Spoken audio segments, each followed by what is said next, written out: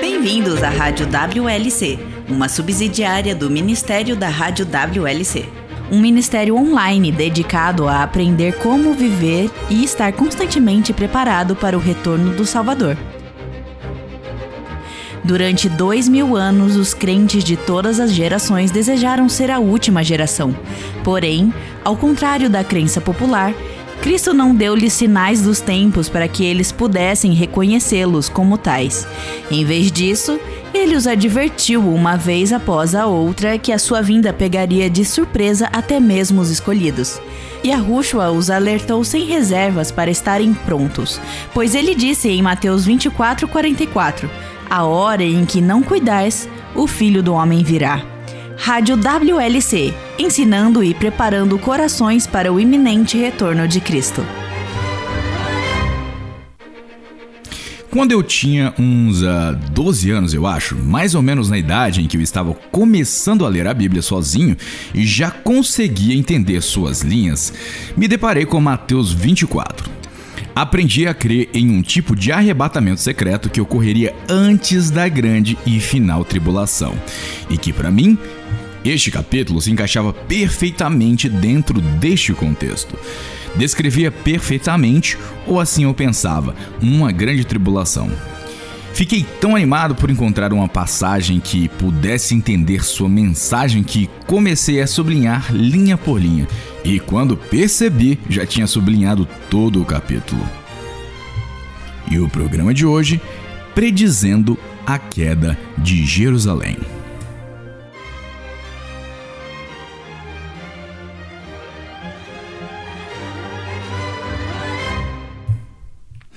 Com o tempo e com mais estudo, percebi que as Escrituras não ensinam sobre nenhum tipo de arrebatamento secreto, mas por muito tempo ainda acreditei que o retorno do Salvador seria precedido por um claro e óbvio tempo de angústia. Mais recentemente, aprendemos que quase todo o 24º capítulo de Mateus alerta para a destruição de Jerusalém no ano de 70 d.C. Já tivemos vários programas sobre isso, mas creio que você, querido ouvinte, não vai querer perder o programa de hoje, porque a crença de que Mateus 24 é uma advertência sobre o fim do mundo é tão difundida entre os cristãos que o programa de hoje lhe dará uma base sólida para compartilhar a verdade com outros crentes. Olá, eu sou Cris De Luca e você está ouvindo a rádio World Last Chance, onde cobrimos uma variedade de tópicos relacionados às escrituras, às profecias, às crenças bíblicas, o amor aos nossos semelhantes em sua forma prática, assim como se preparar para o retorno de nosso Salvador, que pode ocorrer quando menos esperarmos. Hoje, o Will Santos analisará Mateus 24 no contexto de Marcos 13 e Lucas 21. Os três evangelhos sinóticos, Mateus, Marcos e Lucas, registram esse diálogo. João optou por não incluí-lo em seu evangelho, o que é interessante porque, de acordo com o relato de Marcos, João era um dos 4 discípulos presente quando Yahushua proferiu esse discurso. E já seguindo para o final do programa de hoje, a Laura Lee nos trará mais uma promessa para aquelas pessoas que já desejaram se sentir aceitas. Will, por que você acha que João não fez referência a este diálogo? Essa é uma ótima pergunta, Chris.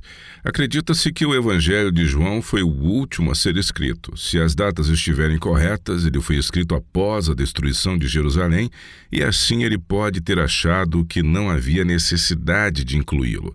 Além disso, a maior parte do Apocalipse prediz a destruição de Jerusalém, e quando ele escreveu seu Evangelho, ele já havia escrito sobre o assunto com profundidade. É isso mesmo. Eu gosto muito da ideia de que todos os evangelhos sinóticos incluíam esse discurso, porque cada um deles contém nuances e detalhes não encontrados nos outros livros. E podemos aprender muito estudando Mateus 24 no contexto de Marcos 13 e Lucas 21. Mas, antes de continuarmos, eu gostaria de te perguntar uma coisa muito que rapidamente. Recentemente, um de nossos ouvintes aqui da América do Sul perguntou por que estamos dedicando tantos programas a este tópico. Para alguém que ouviu nossos outros programas sobre este tema, por que continuarmos abordando este tópico? Em meus anos como cristão, e ainda mais em meus anos de estudo das Escrituras por conta própria, vi e vivenciei que mentes diferentes são convencidas por diferentes níveis de evidência, e nem todas são convencidas pelos mesmos argumentos. A verdade, é claro, é eterna, e Yahuwah guiará todos os que desejam conhecê-la e aprender mais e mais. Mas há mais de um caminho para chegar a essa verdade, e que depende de nossas origens, bem como de nossas crenças passadas e atuais. Além disso, o erro é difundido sobremaneira. O cristianismo foi abençoado com grandes verdades, mas o diabo se infiltrou e as corrompeu com muitos erros. Sim, normalmente temos vários programas sobre diversos assuntos, mas cada um analisa evidências diferentes e de ângulos diferentes. Por quê? Porque mentes diferentes precisam de evidências diferentes, lógicas diferentes, a fim de visualizar a verdade claramente. Entendi, faz sentido. Mas por que você acha que todos nós presumimos que Mateus 24 e Marcos 13, juntamente com Lucas 21, tratava exclusivamente do fim do mundo e do retorno de Cristo? Acho que parte disso tem a ver com a forma como os discípulos formularam a pergunta conforme registrado em Mateus 24. E assim, quando você descobre que Marcos 13 e Lucas 21 abordam o mesmo diálogo, é fácil presumir que todos estão falando sobre o fim do mundo. Vamos para Mateus 24, pois eu gostaria de mostrar o que estou tentando dizer. Leia os 3 primeiros versículos para nós, Chris. Ok. Tendo Yahushua saído do templo, ia se retirando, quando se aproximaram dele os seus discípulos para lhe mostrar as construções do templo. Ele, porém, lhes disse: Não vedes tudo isso? Em verdade vos digo que não ficará aqui pedra sobre pedra que não seja derribada. No Monte das Oliveiras achava-se Yahushua sentado, quando se aproximaram dele os discípulos. Em particular, ele pediram: Dize-nos quando sucederão estas coisas e que sinal haverá da tua vinda e da consumação do século. A maneira como Mateus se expressa e que sinal haverá da tua vinda e da consumação do século faz parecer que o foco está no retorno de Cristo, e tem sido patente presumir que o discurso de Cristo tinha uma dupla aplicação e que era referente à destruição de Jerusalém, bem como a um período de tribulação antes do seu retorno. Sim, e é o que sempre me ensinaram. A mim também. E, para ser justo, a maneira como Yahushua se expressou em algumas de suas respostas, certamente parece que ele está falando sobre o fim desse mundo. É verdade. Ouça os versículos 29 a 31. Dizem: Logo em seguida, à tribulação daqueles dias, o sol escurecerá, a lua não dará a sua claridade, as estrelas cairão do firmamento, e os poderes dos céus serão abalados. Então aparecerá no céu o sinal do Filho do Homem. Todos os povos da terra se lamentarão e verão o Filho do Homem vindo sobre as nuvens do céu, com poder e muita glória.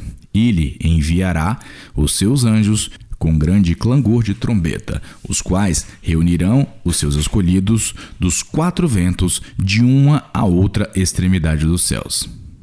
E na minha Bíblia, os editores inseriram um subtítulo apenas para esses versículos. Diz: A vinda do Filho do Homem. Entendi. Obviamente, não foi Mateus quem incluiu esse subtítulo, mas só porque os editores da sua Bíblia o fizeram, e como ele está presente no texto, pode ser fácil ser influenciado por ele e presumir que se trata da segunda vinda. Bem, você tem que admitir que esses versículos parecem que ele está descrevendo o fim do mundo, ou pelo menos como sempre o imaginamos com base em nossa interpretação dessa passagem. Concordo. E em outros programas vimos como esses versículos na verdade se aplicam à destruição de Jerusalém, e então não falaremos sobre isso.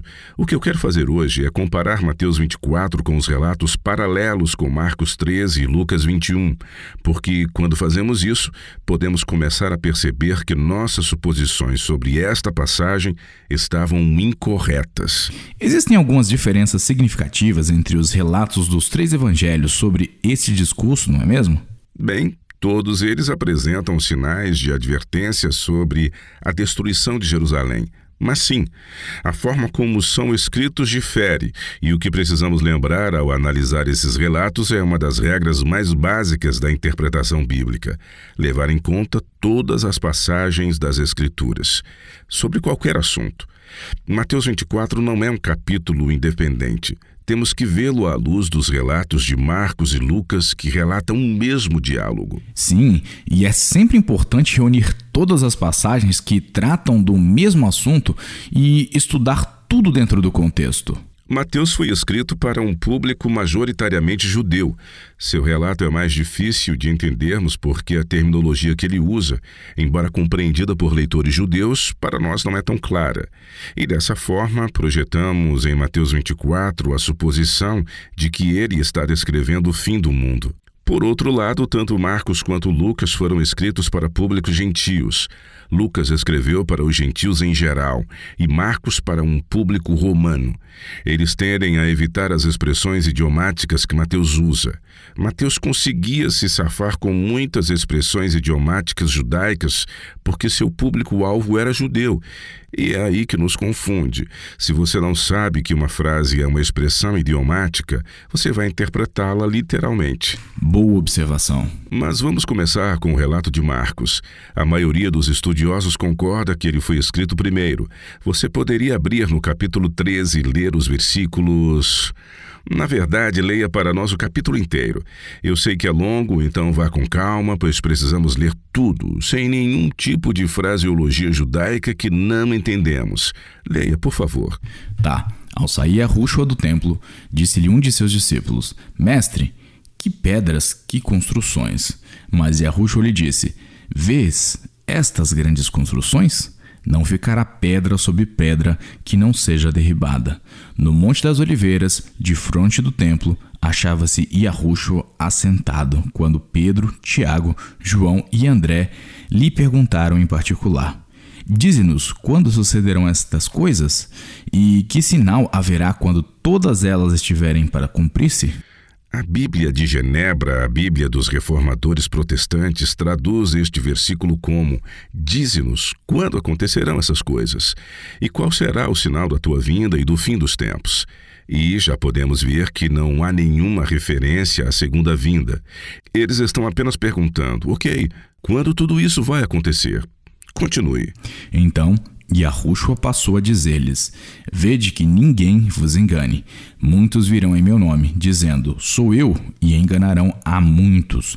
Quando, porém, ouvirdes falar de guerras e rumores de guerras, não vos assusteis. É necessário assim acontecer, mas ainda não é o fim, porque se levantará nação contra nação e reino contra reino. Haverá terremotos em vários lugares e também fomes. Estas coisas são o princípio das dores. Estai vós de sobreaviso, porque vos entregarão aos tribunais e às sinagogas. Sereis açoitados e vos farão comparecer à presença de governadores e reis por minha causa, para lhes servir de testemunho. Mas é necessário que primeiro o evangelho seja pregado a todas as nações. Quando, pois, vos levarem e vos entregarem, não vos preocupeis com o que havereis de dizer, mas o que vos for concedido naquela hora, isso falai. Porque não sois vós os que falais, mas o Espírito Santo. Um irmão entregará à morte outro irmão, e o pai ao filho. Filhos haverá que se levantarão contra os progenitores e os matarão. Sereis odiados de todos por causa do meu nome. Aquele, porém, que perseverar até ao fim, esse será salvo. Quando, pois, virdes o abominável da desolação, situado onde não deve estar, quem lê, entenda. Então, os que estiverem na Judéia, fujam para os montes. Quem estiver em cima, no eirado, não desça, nem entre para tirar da sua casa alguma coisa. E o que estiver no campo, não volte atrás para buscar a sua capa. Ai das que estiverem grávidas e das que amamentam naqueles dias. Orai para que isso não suceda no inverno, porque aqueles dias serão de tamanha tribulação, como nunca houve desde o princípio do mundo, que Yahweh criou até agora e nunca jamais haverá. Não tivesse o Senhor abreviado aqueles dias e ninguém se salvaria. Mas, por causa dos eleitos que ele escolheu, abreviou tais dias. Então, se alguém vos disser, eis aqui o Cristo, ou ei-lo ali, não acrediteis, pois surgirão falsos cristos e falsos profetas, operando sinais e prodígios, para enganar, se possível, os próprios eleitos. Estai vós de sobreaviso, tudo vos tenho predito. Mas, naqueles dias, após a referida tribulação, o sol escurecerá, a lua não dará sua claridade, as estrelas cairão do firmamento, e os poderes dos céus serão abalados. Então verão o Filho do Homem vir nas nuvens com grande poder e glória, e ele enviará os anjos e reunirá os seus escolhidos dos quatro ventos, da extremidade da terra até a extremidade do céu. Aprendei, pois, a parábola da figueira. Quando já os seus ramos se renovam e as folhas brotam, sabeis que está próximo o verão. Assim também, vós, quando virdes acontecer essas coisas, sabei que está próximo às portas.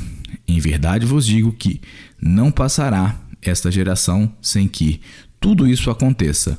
Passará o céu e a terra, porém as minhas palavras não passarão. Mas a respeito daquele dia ou da hora, ninguém sabe, nem os anjos no céu, nem o Filho, senão o Pai. Estai de sobreaviso, vigiai e orai, porque não sabeis quando será o tempo. É como um homem que, ausentando-se do país, deixa a sua casa, dá autoridade aos seus servos, a cada um a sua obrigação, e ao porteiro ordena que vigiem. Vigiai, pois, porque não sabeis quando virá o dono da casa, se à tarde, se à meia-noite, se ao cantar do galo, se pela manhã, para que, vindo ele inesperadamente, não vos ache dormindo. O que, porém, vos digo a todos: vigiai. Você vê as diferenças de terminologia nesses versos? Uau, é claramente a mesma mensagem, mas a forma como é expressa é um pouco diferente. Isso só mostra o quanto de interpretação projetamos no relato de Mateus. É porque não entendemos que ele estava usando expressões idiomáticas judaicas. Correto. Will, vamos fazer uma pausa rápida e quando voltarmos eu gostaria de me aprofundar mais nisso. Voltamos já já! O milênio, um incrível período de tempo que ocorrerá após o retorno de Yahushua. Quando? Bem, as opiniões variam sobre o que acontece em seguida.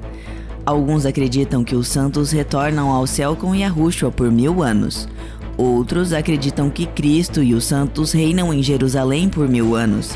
E acredito que ainda há muitas outras interpretações diferentes sobre esse tema. O problema é que todas essas crenças estão incorretas. A verdade chocante é que o milênio é na verdade um período simbólico que se estende desde a ascensão de Cristo até ao seu retorno. E as escrituras comprovam isso. E até mesmo os apóstolos entenderam esse conceito. Os crentes modernos o ignoram porque não entendem que o milênio é um período espiritual simbólico. Para saber o que as escrituras ensinam sobre as duas eras, visite nosso website no www.worldlastchance.com/português e clique no ícone da rádio WLC. Procure pelo programa 264 intitulado O Amilenismo, um olhar crítico no tocante às suas evidências. O título é O Amilenismo, um olhar crítico no tocante às suas evidências, no www.worldlastchance.com/português.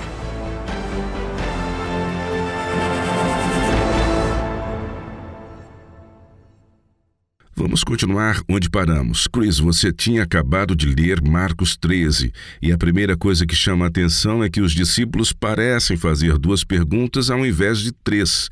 Em Mateus 24, versículo 3, dá quase a entender que eles fazem 3 perguntas. Quando sucederão estas coisas? Que sinal haverá da tua vinda e da consumação do século? No relato de Marcos, eles perguntam apenas 2 coisas. quando sucederão estas coisas, e essa é uma questão de tempo, e que sinal haverá quando todas elas estiverem para cumprir-se.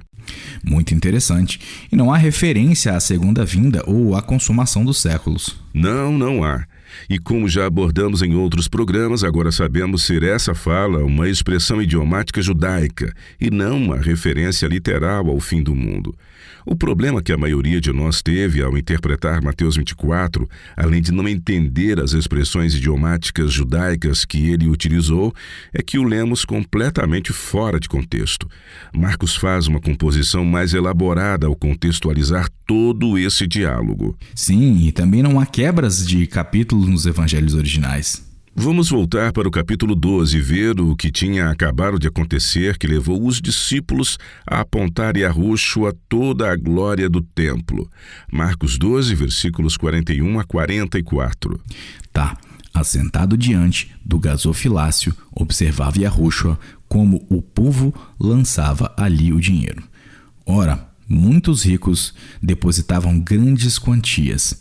Vindo, porém, uma viúva pobre depositou 2 pequenas moedas correspondentes a 1 quadrante. E chamando os seus discípulos, disse-lhes: em verdade vos digo que esta viúva pobre depositou no gasofilácio mais do que o que fizeram todos os ofertantes, porque todos eles ofertaram do que lhe sobrava. Ela, porém, da sua pobreza, deu tudo quanto possuía, todo o seu sustento. Este é o final do capítulo 12. Os versículos seguintes do capítulo 13 narram os discípulos chamando a atenção de Cristo para a beleza do templo. Note que os discípulos eram, assim como nós, um produto de sua época. Eles admiravam a aristocracia abastada e desejavam ser ricos também. Então, basicamente, eles estavam tentando corrigir o mestre. Eles diziam: olha só isso, mestre.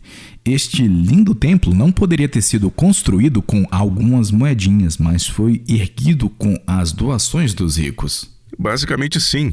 É exatamente isso que está acontecendo aqui. O relato de Lucas, que veremos em breve, deixa ainda mais claro. Eles queriam que Yahushua entendesse que o templo e seus serviços foram construídos e sustentados pelas doações regulares dos ricos e não pelo que uma viúva pobre poderia contribuir.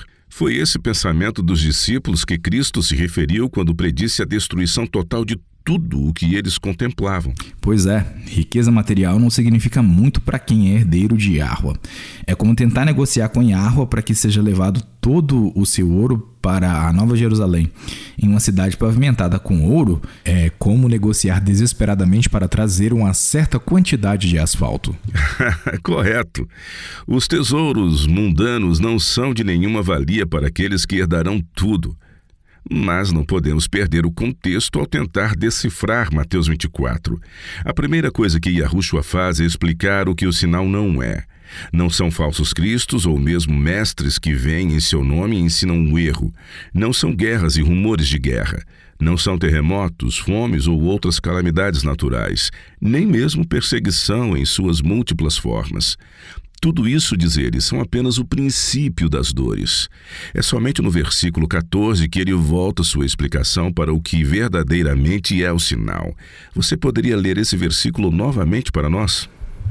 Quando, pois, virdes o abominável da desoladora situado onde não deve estar, quem lê, entenda. Então, os que estiverem na Judéia, fujam para os montes. O abominável da desoladora ou a abominação da desolação, como Mateus coloca, soa ameaçador, não é mesmo?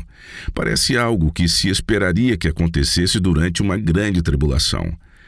O problema é que se isso é um prenúncio do fim do mundo, nada do que se segue faz o menor sentido. Quando Yahushua retornar, que diferença faria para que as pessoas fugissem para os montes da Judéia? Que diferença faria para uma pessoa que estivesse no terraço, não entrasse para buscar sua capa, ou para alguém que estivesse arando, não voltasse para pegar sua túnica? Quando Yahushua, na verdade, retornar, isso não estará na mente de ninguém, muito menos será uma tentação. É verdade. Quando lemos outras passagens que descrevem a segunda vinda, o que dá a entender é o quão repentina ela será e o quão rápido tudo ocorrerá. Ouça isso, caros ouvintes. O texto é de 1 Coríntios 15, versículos 51 e 52. Diz: Eis que vos digo um mistério, nem todos dormiremos, mas transformados seremos todos, num momento, num abrir e fechar de olhos, ao ressoar da última trombeta. A trombeta soará, os mortos ressuscitarão incorruptíveis e nós seremos transformados. Num momento, num abrir e fechar de olhos, nós não vamos pensar em fugir para as montanhas.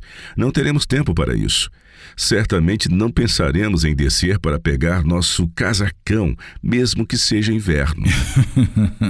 Boa observação. O que Yahushua está falando é sobre um tempo de grande aflição, e aqui está o que ignoramos, do qual é possível fugir. Você tem razão. Ninguém pode fugir da grande tribulação ou do tempo de angústia, os quais a maioria dos cristãos presume preceder ao retorno de Cristo. Nenhuma pessoa pode, na verdade, fugir do retorno de Cristo. Isso não faz sentido. Mas sabemos por meio de Joséfo, que foi testemunha ocular da destruição de Jerusalém, que nenhum cristão foi morto quando a cidade foi atacada. Por quê? Porque todos fugiram. Eles prestaram atenção à advertência de Cristo e saíram.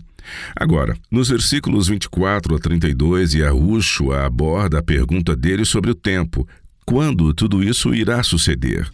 Você tem que admitir que esta passagem soa apocalíptica. Ele está falando sobre o escurecimento do sol e que a lua não daria sua luz. Tudo soa muito próximo do fim desse mundo. Soa sim. Se você não sabe que isso é, na verdade, linguagem e simbologia do Antigo Testamento. Vejamos alguns exemplos disso e você verá que o que aplicamos ao fim do mundo é uma linguagem comumente usada no Antigo Testamento para descrever os decursos do julgamento de Yahuwah sobre as nações. Vamos começar com Isaías 13. Você poderia ler para nós os versículos 6 a 13? Tá. Uivai, pois está perto o dia de Yahuwah. Vem do Todo-Poderoso como assolação, pelo que todos os braços se tornarão frouxos e o coração de todos os homens se derreterá. Assombrar-se-ão e apoderar-se-ão deles dores e ais, e terão contorções como a mulher parturiente. Olharão atônitos uns para os outros. O seu rosto se tornará rosto flamejante. Eis que vem o dia de Yahuwah, dia cruel, com ira e ardente furor, para converter a terra em assolação e dela destruir os pecadores, porque as estrelas e constelações dos céus não darão a sua luz. O sol, logo ao nascer, se escurecerá, e a lua não fará resplandecer a sua luz. Castigarei o mundo por causa da sua maldade e os perversos. Por causa da sua iniquidade farei cessar a arrogância dos atrevidos e abaterei a soberba dos violentos. Farei que os homens sejam mais escassos do que o ouro puro, mais raros do que o ouro de Ofir. Portanto, farei estremecer os céus, e a terra será sacudida do seu lugar, por causa da ira de Yahuwah dos exércitos, e por causa do dia do seu ardente furor. Parece com certeza uma profecia apocalíptica, não parece? Parece mesmo. Mas não é. O versículo 1 afirma que esta é, abre aspas, sentença que numa visão recebeu Isaías, filho de Amós, contra a Babilônia. Esta não é uma linguagem apocalíptica que descreve o fim do mundo, mas sim uma linguagem de um julgamento. Há muitos outros exemplos disso em todo o Antigo Testamento. Você encontra em Isaías, capítulo 19 e 34, você pode encontrar também em Ezequiel 32 e em todo o livro de Joel.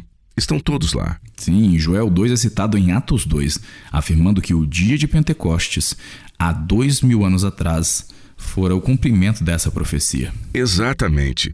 E a linguagem usada em todas essas passagens é paralela não apenas a Mateus 24, mas também ao livro do Apocalipse. A questão é que você não conseguirá interpretar corretamente Mateus 24 ou Apocalipse sem uma compreensão completa das profecias do Antigo Testamento que se assemelham a essas passagens. Em vez disso, você acabará usando uma simbologia, mas que deveria ser interpretado literalmente e literalizando o que é, na verdade, simbólico. Mas vamos dar uma olhada novamente em Marcos 13. Você poderia ler os versículos 28 a 31? Aqui Cristo fala mais sobre o elemento temporal da pergunta dos discípulos. Aprendei, pois, a parábola da figueira. Quando já os seus ramos se renovam e as folhas brotam, sabeis que está próximo o verão. Assim também vós, quando virdes acontecer estas coisas, sabei que está próximo às portas. Em verdade vos digo que não passará esta geração sem que tudo isto aconteça. Passará o céu e a terra, porém as minhas palavras não passarão. Isso é muito claro. Não passará esta geração, a geração daqueles que me ouvem neste momento, sem que tudo isso aconteça. No versículo 32 ele diz que ninguém poderia saber de antemão o dia nem a hora em que Jerusalém seria destruída. E é por isso que nos versículos 33 a 37 ele repete e reforça de uma forma enfática a necessidade de vigiar. Versículo 37. O que porém vos digo a todos, vigiai. Isso é imperativo, e foi exatamente essa premência que salvou a vida dos cristãos que viviam em Jerusalém naquela época. Eles deram atenção às advertências de Cristo e vigiaram. E quando os exércitos romanos recuaram por um curto espaço de tempo, eles fugiram.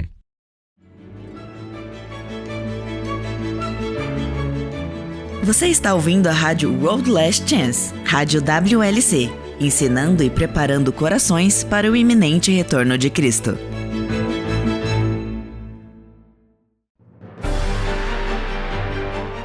A vida é bastante agitada e, por mais que tentemos desacelerar, pode parecer que estamos cada vez mais ocupados.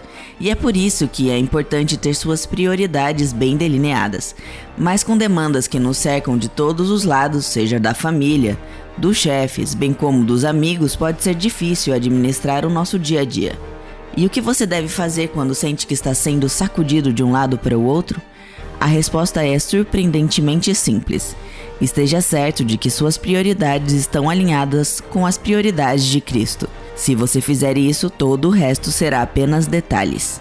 E se esta é uma área com a qual você tem dificuldades, você não vai querer perder o programa 145 intitulado Preserve o que é importante como a coisa mais preciosa. Você aprenderá dicas valiosas sobre como deixar de lado os muitos obstáculos que tentam bagunçar a nossa vida. Assim, procure alinhar suas prioridades às prioridades de Cristo. Ouça, preserve o que é importante como a coisa mais preciosa. Programa 145 no www.worldlastchance.com/português.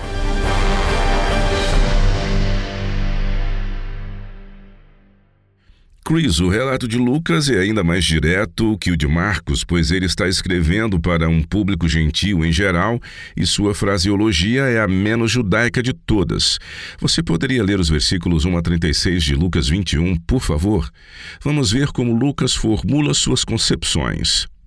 Estando Yahushua a observar, viu os ricos lançarem suas ofertas no gasofilácio. Viu também certa viúva pobre lançar ali 2 pequenas moedas e disse: verdadeiramente vos digo que esta viúva pobre deu mais do que todos, porque todos estes deram como oferta daquilo que lhe sobrava. Esta, porém, da sua pobreza, deu tudo o que possuía, todo o seu sustento. Falavam alguns a respeito do templo, como estava ornado de belas pedras e de dádivas. Então disse Yahushua: vedes estas coisas? Dias virão em que não ficará pedra sobre pedra que não seja derribada. Perguntaram-lhe: Mestre, quando sucederá isto? E que sinal haverá de quando estas coisas estiverem para se cumprir? Respondeu ele: Vede que não sejais enganados, porque muitos virão em meu nome, dizendo: Sou eu, e também chegou a hora. Não o sigais. Quando ouvirdes falar de guerras e revoluções, não vos assusteis, pois é necessário que primeiro aconteçam estas coisas, mas o fim não será logo. Então lhes disse: levantar-se-á nação contra nação, e reino contra reino. Haverá grandes terremotos, epidemias e fome em vários lugares, coisas espantosas e também grandes sinais do céu. Antes, porém, de todas estas coisas, lançarão mão de vós e vos perseguirão, entregando-vos às sinagogas e aos cárceres, levando-vos à presença de reis e governadores, por causa do meu nome. E isto vos acontecerá para que deis testemunho. Assentai, pois, em vosso coração de não vos preocupardes com o que haveis de responder, porque eu vos darei boca e sabedoria a que não poderão resistir, nem contradizer todos quantos se vos opuserem. E sereis entregues até por vossos pais, irmãos, parentes e amigos, e matarão alguns dentre vós. De todos sereis odiados por causa do meu nome. Contudo, não se perderá um só fio de cabelo da vossa cabeça. É na vossa perseverança que ganhareis a vossa alma. Quando, porém, virdes Jerusalém sitiada de exércitos, sabei que está próxima a sua devastação. Então, os que estiverem na Judéia fujam para os montes. Os que se encontrarem dentro da cidade, retirem-se. E os que estiverem nos campos, não entrem nela, porque estes dias serão de vingança para se cumprir tudo o que está escrito. Ai das que estiverem grávidas e das que amamentarem naqueles dias, porque haverá grande aflição na terra e ira contra este povo. Cairão a fio de espada e serão levados cativos para todas as nações. E até que os tempos dos gentios se completem, Jerusalém será pisada por eles. Haverá sinais no sol, na lua e nas estrelas. Sobre a terra, angústia entre as nações, em perplexidade por causa do bramido do mar e das ondas. Haverá homens que desmaiarão de terror e pela expectativa das coisas que sobrevirão ao mundo, pois os poderes dos céus serão abalados. Então se verá o Filho do Homem vindo numa nuvem com poder e grande glória. Ora, ao começarem estas coisas a suceder, exultai e erguei a vossa cabeça, porque a vossa redenção se aproxima. Ainda lhes propôs uma parábola dizendo: Vede a figueira e todas as árvores, quando começam a brotar, vendo-o, sabeis por vós mesmos que o verão está próximo. Assim, também quando virdes acontecerem estas coisas, sabei que está próximo o reino de Jahwe. Em verdade vos digo que não passará esta geração sem que tudo isto aconteça. Passará o céu e a terra, porém as minhas palavras não passarão. Acautelai-vos por vós mesmos, para que nunca vos suceda que o vosso coração fique sobrecarregado com as consequências da orgia, da embriaguez e das preocupações deste mundo, e para que aquele dia não venha sobre vós repentinamente, como um laço, pois há de sobrevir a todos os que vivem sobre a face da terra. Vigiai, pois, a todo tempo, orando para que possais escapar de todas estas coisas que têm de suceder e estar em pé na presença do Filho do Homem. Obrigado. Perceba que é mais ou menos o mesmo que o relato de Marcos. Temos a história da viúva com sua modesta oferta e temos também os discípulos comentando sobre a magnitude do templo, claramente possibilitada pelas doações dos mais abastados. E por fim temos Yahushua lhes dizendo que tudo seria destruído. Os dois relatos são próximos o suficiente para que não precisemos nos aprofundar em detalhes, mas há apenas algumas coisas que são um pouco diferentes. Eles não contradizem Marcos e Mateus, apenas ajudam a esclarecer a intenção original de Cristo nesta mensagem. Leia novamente o versículo 7. É aqui que os discípulos perguntam a Yahushua o que ele queria dizer com a sua fala sobre a destruição do templo. Perguntaram-lhe: Mestre, quando sucederá isto? E que sinal haverá de quando estas coisas estiverem para se cumprir? Estas coisas. Mas que coisas? Advertências de quando a segunda vinda ocorreria? Se fosse esse o caso, Teófilo, para quem Lucas escreveu seu evangelho, teria sido enganado. E como no caso de Marcos, os sinais a serem observados não são falsos cristos, guerras e revoltas, terremotos, fomes, pragas, perseguições ou mesmo eventos espantosos e grandes sinais no céu. O sinal a ser observado é apresentado no versículo 20. Toda a simbologia foi removida do relato de Lucas, e ele declara claramente o que Cristo quis dizer. E é a isso que Mateus e Marcos se referem como o abominável da desoladora ou a abominação da desolação. Como Lucas expressa isso, encontramos esta informação no versículo 20, e esta é a chave para entender o sinal que Cristo pretendia que seus ouvintes entendessem. Quando, porém, virdes Jerusalém sitiada de exércitos, sabei que está próxima a sua devastação. Este é o sinal. Quando virdes Jerusalém sitiada de exércitos, sabei que está próxima a sua devastação. Fujam. Não tem como ser mais claro do que isso. Não tem. Aqui não há simbologia. E até Mateus, quando se referiu ao abominável da desolação, manteve o comentário entre parênteses. Quem lê, entenda. E ele estava usando uma linguagem simbólica. Lucas, escrevendo para um público gentil, omitiu a simbologia e simplesmente disse a coisa como ela era. Quando, porém, virdes Jerusalém sitiada de exércitos, sabei que está próxima a sua devastação. Vamos agora para Mateus 24. Tendo em mente tudo o que aprendemos nas passagens paralelas de Marcos e Lucas, vejamos como Mateus comunga esse discurso com seu público judeu. Acho que minha primeira pergunta seria: os discípulos realmente fizeram 3 perguntas como aparecem em Mateus? Ou será que o estilo de escrita mais para o lado judaico de Mateus faz com que pareça assim para os leitores modernos? Essa é uma excelente pergunta. Leia novamente Mateus 24, versículo 3.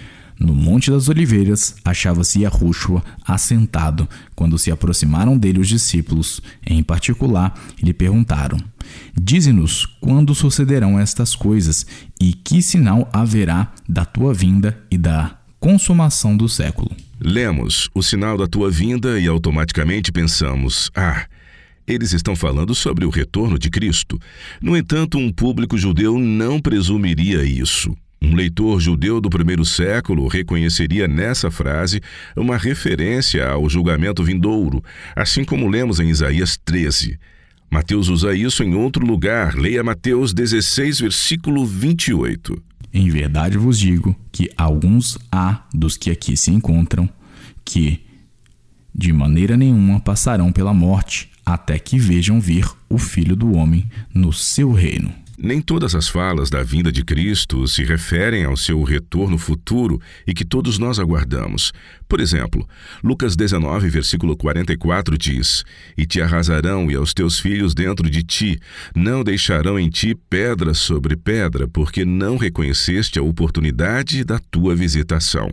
Esta é uma clara alusão à destruição de Jerusalém, quando não ficou pedra sobre pedra. E quanto à referência ao fim dos séculos? Isso me parece uma expressão ao fim do mundo, e algumas versões até traduzem dessa forma, ou seja, como o fim do mundo. Para mim também parece, mas isso ocorre porque estamos projetando nossa compreensão moderna nesta passagem. Um leitor judeu do primeiro século a teria interpretado de forma diferente. Para começar, a palavra usada no grego é aion, ou século, e não cosmos, ou mundo. Portanto, traduzi-la como fim do mundo está incorreta. Também precisamos lembrar que os discípulos não estariam perguntando sobre o retorno de Yahushua no fim do mundo, porque eles ainda não tinham compreendido que ele iria descer à sepultura, muito menos deixar essa terra, mesmo tendo-os advertido claramente em Lucas, capítulos 9 e 18, e eles ainda não tinham compreendido. De fato, Lucas 18:34 diz, abre aspas, eles, porém, nada compreenderam acerca destas coisas, e o sentido destas palavras era-lhes encoberto, de sorte que não percebiam o que ele dizia. Isso aconteceu depois que Cristo lhes disse sem rodeios que seria preso em Jerusalém, açoitado e crucificado. Portanto, não há como eles estarem imaginando o que temos como o retorno de Cristo no fim do mundo. Sim, esse é um bom ponto. No registro de Marcos sobre a pergunta do discípulo, ele usa uma palavra base interessante. Marcos 13, versículo 4 diz, dize-nos quando sucederão estas coisas e que sinal haverá quando todas elas estiverem para cumprir-se.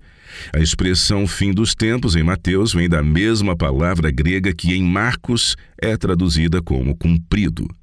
E se os discípulos não estavam questionando sobre o fim do mundo, como presumimos o que especificamente eles estavam indagando? Na minha opinião, há duas possibilidades. Neste contexto, ambas com mérito. A primeira é a suposição de que a única ocasião em que Jerusalém e o templo poderiam ser destruídos seria no fim do mundo.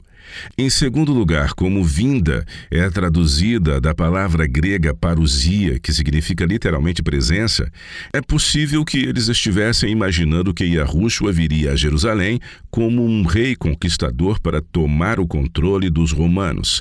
Parousia era frequentemente usada para se referir à vinda de um rei e posso imaginá-los interpretando dessa forma. Eu também. Quer dizer, a última coisa que as Escrituras registram que eles disseram a Cristo antes de sua ascensão foi: será este o tempo em que restaures o reino a Israel? Quer dizer, eles realmente não tinham a mínima ideia, não é mesmo? Não naquele momento, mas independentemente de como os discípulos interpretaram estas coisas, quando Yahushua usou essa frase, ele estava se referindo à destruição do templo, como fica óbvio quando olhamos para os relatos de Marcos e Lucas sobre aquele diálogo. Mateus acrescenta alguns detalhes que Marcos e Lucas omitem. Por exemplo, ele fala sobre o evangelho sendo pregado ao mundo inteiro antes do fim. Como você aplicaria isso ao primeiro século? Isso é fácil. Em suas saudações iniciais aos crentes em Colossos, Paulo diz: o evangelho está produzindo fruto e crescendo em todo o mundo. No versículo 23 ele acrescenta, abre aspas, este é o evangelho que ouvistes e que foi pregado a toda criatura debaixo do céu e do qual eu, Paulo, me tornei ministro. E Paulo foi martirizado antes da queda de Jerusalém, Então, isso definitivamente teve um cumprimento no primeiro século. E quanto ao versículo 31 de Mateus 24, diz: ele enviará os seus anjos com grande clamor de trombeta, os quais reunirão os seus escolhidos dos quatro ventos e de uma a outra extremidade dos céus. Essa ideia de reunir os escolhidos aparece em todo o Antigo Testamento. Claro, pode se referir aos crentes sendo reunidos quando Cristo retornar, mas também pode se referir ao Evangelho se espalhando pelo mundo então conhecido, e poderia até se referir aos crentes sendo reunidos em Jerusalém antes de sua destruição. Estar reunido não se refere exclusivamente ao fim do mundo. Abra em Deuteronômio 30, versículo 4, o que diz? Ainda que os teus desterrados estejam para a extremidade dos céus, desde aí te ajuntará Yahuwah, teu Deus, e te tomará de lá. Esta é uma promessa de reunir Israel depois que eles foram dispersos como punição por adorarem falsos deuses. E quanto a Isaías 27, versículo 13, este não usa a palavra reunir, mas ainda podemos encontrar essa ideia estampada neste verso. Naquele dia se tocará uma grande trombeta, e os que andavam perdidos pela terra da Assíria e os que forem desterrados para a terra do Egito tornarão a vir e adorarão a Yahuwah no Monte Santo em Jerusalém. Mateus também discorre mais sobre a advertência de Cristo para vigiar, e aqueles que atendessem à sua repreensão seriam comparados a Noé. Enquanto todo o mundo perverso foi pego de surpresa, Noé e sua família escaparam da destruição. O mesmo aconteceu com os crentes que esperaram e reconheceram o sinal de Jerusalém cercada por exércitos, até que eles se retirassem. Assim como Noé, eles foram poupados. Há mais uma passagem que eu gostaria de analisar, Lucas 17. Embora esta passagem não seja um paralelo a Mateus 24, Marcos 13 e Lucas 21, ela contém muitos dos mesmos sinais, mas que apenas não estão na mesma ordem. Bem, foi um diálogo diferente dos demais. Sim, foi. Por que você não lê para nós Lucas 17, versículos 20 a 37? Tá. Interrogado pelos fariseus sobre quando viria o reino de Yahuwah, Yahushua lhes respondeu: não veio o reino de Yahuwah com visível aparência, nem dirão, ei-lo aqui, ou lá está, porque o reino de Yahuwah está dentro de vós. A seguir, dirigiu-se aos discípulos: virá o tempo em que desejareis ver um dos dias do Filho do Homem, e não o vereis. E vos dirão, ei-lo aqui, ou lá está. Não vades nem o sigais, porque assim como o relâmpago fuzilando, brilha de uma a outra extremidade do céu, assim será no seu dia o Filho do Homem. Mas importa que primeiro ele padeça muitas coisas e que seja rejeitado por essa geração. Assim como foi nos dias de Noé, será também nos dias do Filho do Homem. Comiam, bebiam, casavam e davam-se em casamento, até ao dia em que Noé entrou na arca e veio o dilúvio e destruiu a todos. O mesmo aconteceu nos dias de Ló. Comiam, bebiam, compravam, vendiam, plantavam e edificavam. Mas no dia em que Ló saiu de Sodoma, choveu do céu fogo e enxofre e destruiu a todos. Assim será no dia em que o Filho do Homem se manifestar. Naquele dia, quem estiver no eirado e tiver os seus bens em casa, não desça para tirá-los. E de igual modo, quem estiver no campo, não volte para trás. Lembrai-vos da mulher de Ló. Quem quiser preservar a sua vida, perdê-la-á, e quem a perder, de fato, a salvará.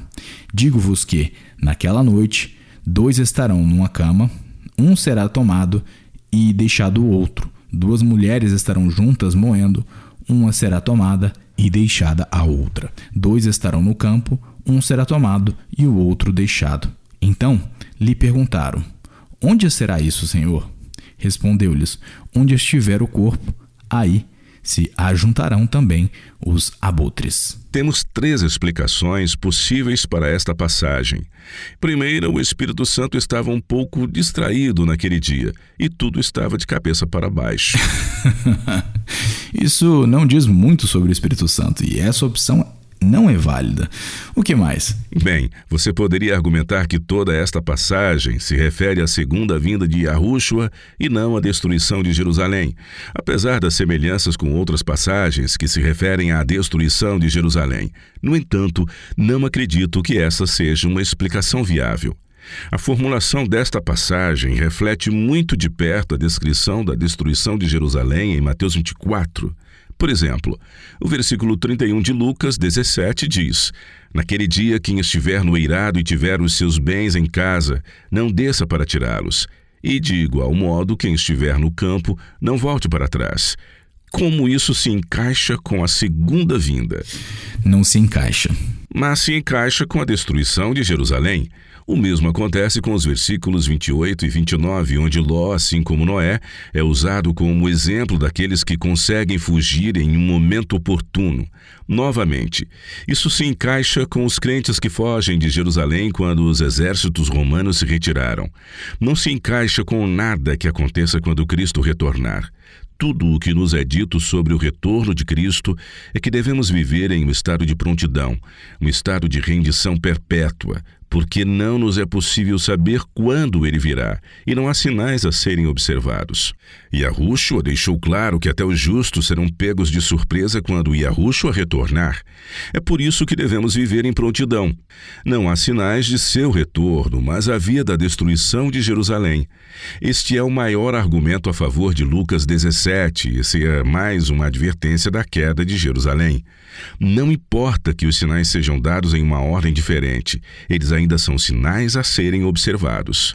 Acho que muitas vezes colocamos a Bíblia em padrões que não fazem nenhum sentido. O que você quer dizer com isso? Bem, quando conversamos com alguém, compartilhamos o que pensamos ou mesmo conhecemos, ou seja lá o que for. Mas talvez dias mais tarde voltemos a falar sobre o mesmo assunto com outra pessoa. Será que vamos mesmo repetir exatamente os mesmos pensamentos na mesma ordem nessa outra conversa com essa outra pessoa? O que eu quero dizer é: que diferença faz se os sinais dados em Lucas 17 não estão na mesma ordem que aqueles dados em Mateus 24, Marcos 13 e Lucas 21? É um diálogo diferente um do outro, mas como você disse, os sinais ainda são latentes e Yahushua deixou claro que não haveria sinais que advertiriam sobre seu retorno. Exatamente. Mateus 25 é uma continuação de Mateus 24. É em Mateus 25 que temos a parábola das virgens prudentes e das tolas. É uma advertência de quão inesperado será o retorno de Cristo. E quantas virgens adormeceram enquanto aguardavam o noivo? Todas elas. Versículo 5. Todas foram tomadas de sono e adormeceram. É por isso que ele conclui a parábola dizendo no versículo 13: Vigiai, pois, porque não sabeis o dia nem a hora. Nós vigiamos porque não recebemos nenhum sinal, ao contrário da queda de Jerusalém, que teve muitos sinais.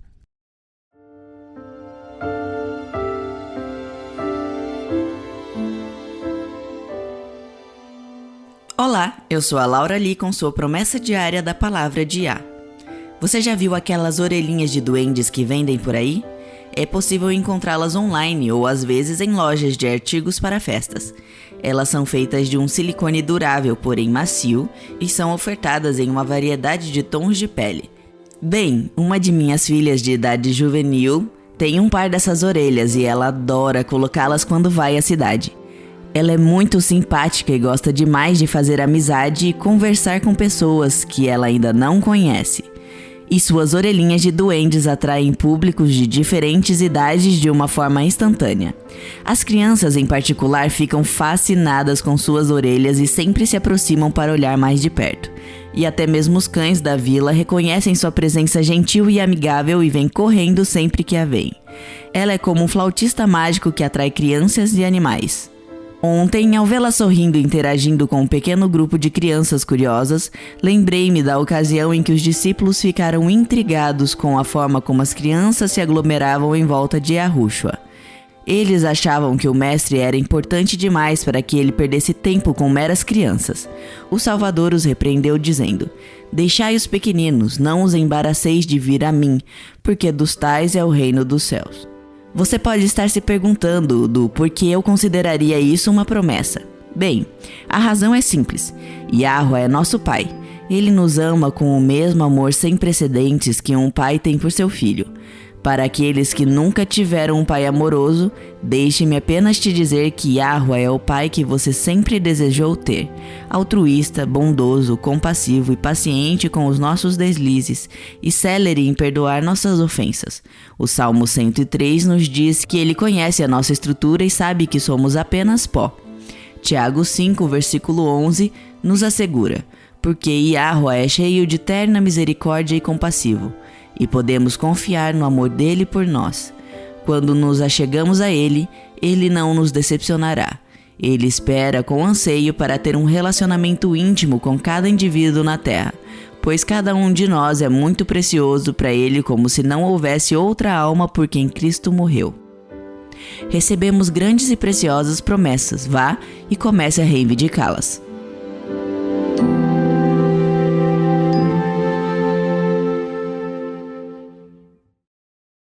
Caros ouvintes, obrigado por participar conosco no programa de hoje.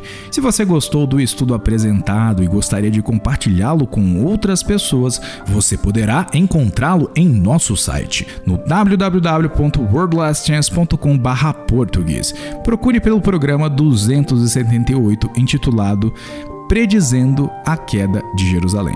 Temos também disponibilizado há anos nossos programas de rádio no YouTube e você poderá encontrá-los lá. No entanto, em certos países, alguns de nossos programas sobre temas mais polêmicos foram removidos do YouTube. Se você tentar procurar por um determinado programa e não conseguir encontrá-lo, pode ser por isso, mas você poderá sempre encontrar tudo em nosso site. E esperamos que vocês possam se juntar a nós novamente amanhã. E até lá, e lembrem-se, Yahuwah te ama e ele é digno de confiança.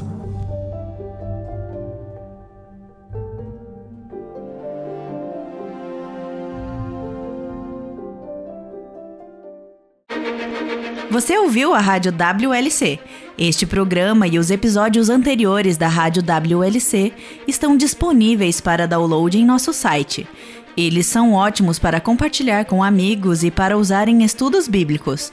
Eles também são um excelente recurso para aqueles que realizam seus cultos a Yahuwah sozinhos em seus lares. Para ouvir os programas transmitidos anteriormente, visite nosso website no www.wordlastchance.com/português. Clique no ícone Rádio WLC exibido em nossa página inicial. Em seus ensinamentos e parábolas, o Salvador não deu sinais dos tempos para que eles fossem reconhecidos como tais. Em vez disso, a essência de sua mensagem era de vigiar sem cessar. Junte-se a nós novamente amanhã para uma outra mensagem repleta de verdades, ao explorarmos vários tópicos que apontam para o retorno do Salvador e de como viver e estar constantemente preparado para recebê-lo de braços abertos quando ele vier. Rádio WLC, ensinando e preparando corações para o retorno iminente de Cristo.